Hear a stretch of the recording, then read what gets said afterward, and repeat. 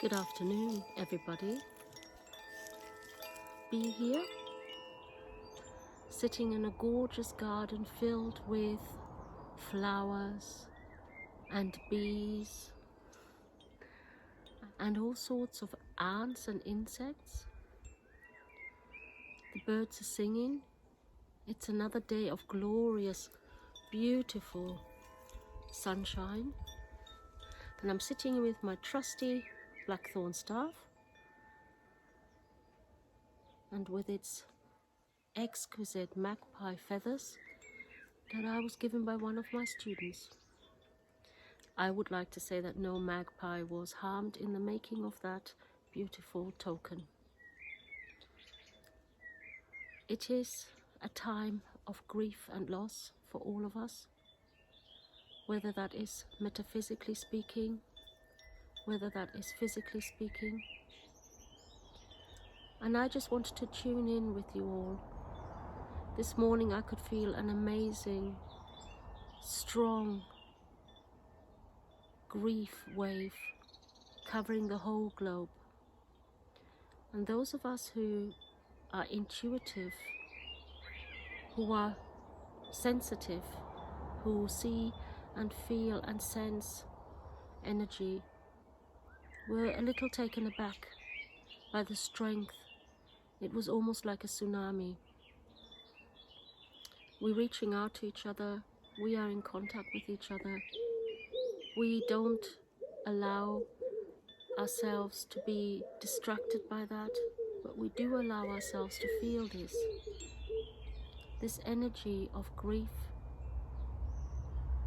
It is sorrow beyond imagination at what is happening in the world today. I myself pray every day that sooner or later this will be finished, when it has run its course, not before that. Everybody is in fear. To deny that would be to deny your humanity. But the question is, are you being guided by that fear? Are you being overtaken by that fear? Or do you allow the fear to just run through you into the earth, where it becomes good compost for all the new growth that will come in the years that are following this pandemic across the world? I firmly believe that there is a reason why this is happening now. It could not be any other way. We were at the end of the road before this happened. We could see and feel that whatever was being said by the more common sense voices in our communities worldwide were swiftly overtaken by derision and sarcastic comments and smear campaigns by the global cabal, I would call it, that wants to keep the status quo, that wants to keep us imprisoned in a circle of need and greed, a cycle of consumption. There is definitely something that needs to be seen here by all of us. A way of life that has passed, a way of life that has brought us to the brink.